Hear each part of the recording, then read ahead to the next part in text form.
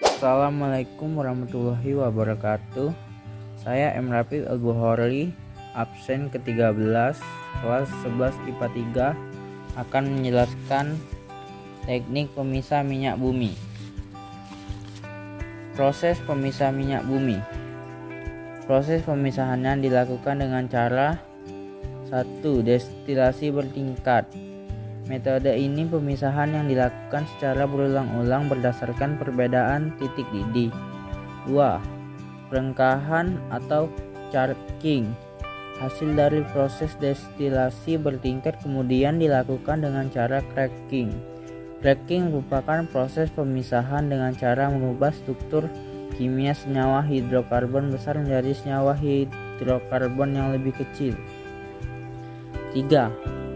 Ekstraksi. Kemudian dilanjutkan dengan proses ekstraksi. 4.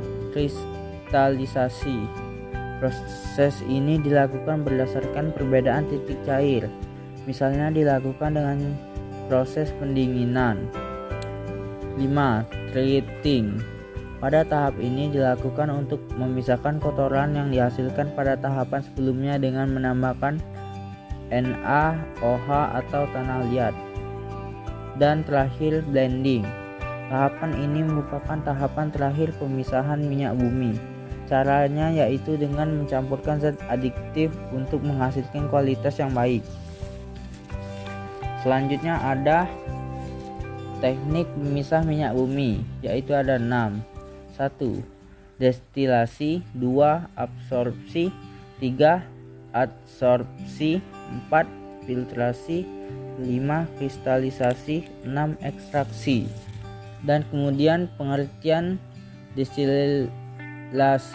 Destilasi adalah proses pemisahan minyak bumi dengan cara pemanasan sehingga menghasilkan beberapa fraksi yang sesuai dengan titik didihnya.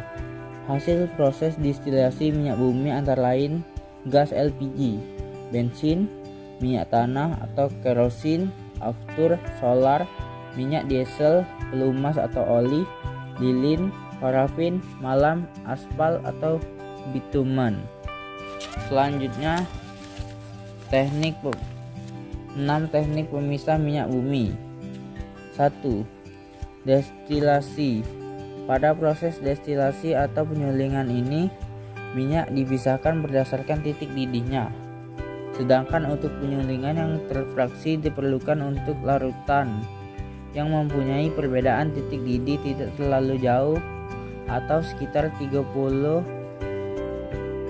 derajat Celcius atau lebih. Hal ini dilakukan berdasarkan pada perbedaan titik didih dari dua atau lebih cairan yang tercampur untuk kemudian dipanaskan. Jika terdapat komponen yang memiliki titik didih rendah, maka komponen tersebut akan menguap terlebih dahulu. Dengan melakukan pengaturan suhu secara hati-hati, lalu menguapkan larutan hingga mengembunkan untuk mendapatkan komponen yang diinginkan secara bertahap. Selanjutnya ada destilasi bertingkat. Adapun proses destilasi bertingkat sebagai berikut. Minyak mentah dipanaskan dengan uap air bertekanan tinggi hingga bersuhu 600 derajat. Uap minyak yang terbentuk dialirkan untuk ditampung di dalam menara destilasi. Uap minyak di dalam menara destilasi dipindahkan dengan melewati plat-plat atau tray. Masing-masing tray mempunyai banyak lubang yang juga dilengkapi penutup gelembung untuk mengalir uap.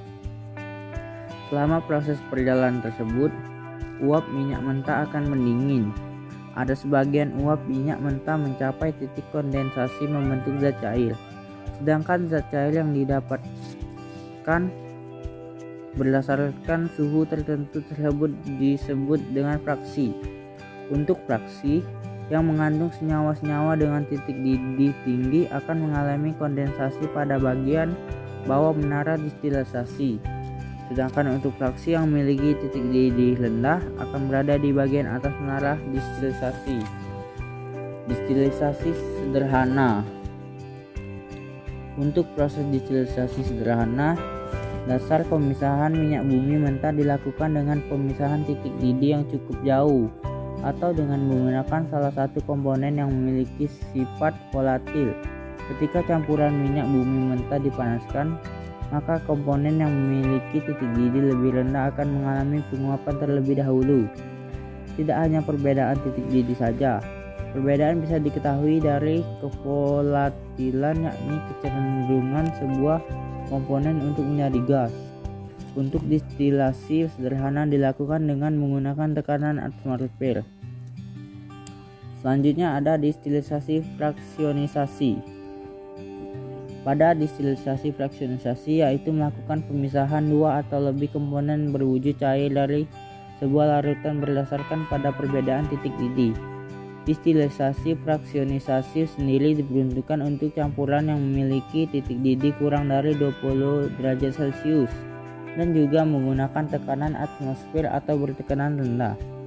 Perbedaannya dengan distilasi sederhana yaitu terletak pada kolom fraksionisasi, di mana pada distilasi fraksionasi kolom tersebut mengalami pemanasan dengan suhu yang berbeda-beda untuk setiap platnya. Selanjutnya, distilasi uap. Distilasi uap digunakan untuk memisahkan komponen yang memiliki titik didih di atas 200 derajat Celcius.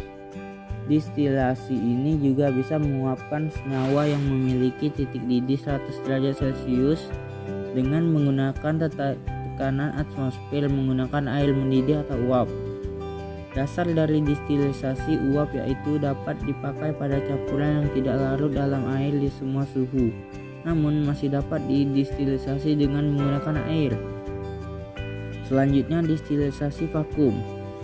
Distilasi ini biasanya digunakan untuk senyawa tidak stabil, artinya dapat terdekomposisi bak sebelum atau memiliki titik didih di atas 150 derajat Celcius. Pada distilasi vakum tidak dapat menggunakan pelarut bertitik didih rendah jika kondensor menggunakan air dingin. Hal ini disebabkan karena komponen yang menguap tidak bisa dikondensasi oleh air. Selanjutnya, absorpsi. Biasanya digunakan untuk memisahkan komponen yang memiliki titik didih tinggi dengan gas. Dalam hal ini digunakan minyak gas untuk menyerap gasolin alami yang berasal dari gas-gas basah. Gas ini berasal dari tang penyimpanan gas yang diperoleh dari pemanasan matahari lalu diserap oleh tanaman.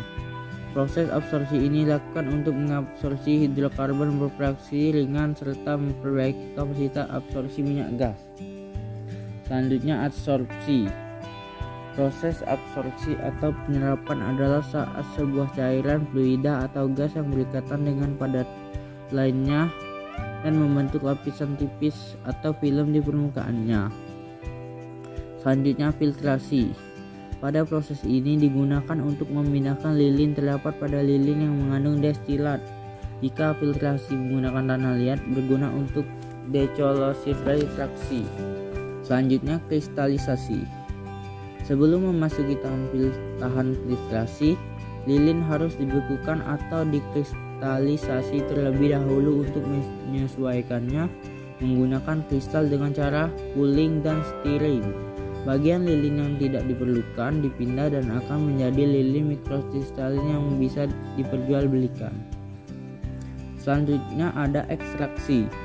Ekstraksi adalah suatu proses memisahkan zat dengan berdasarkan pada perbedaan kelarutan terhadap dua cairan tidak terlarut, biasanya antara air dengan pelarut organik. Oke, baiklah, sekian dari saya. Wassalamualaikum warahmatullahi wabarakatuh. Terima kasih telah mendengarkan.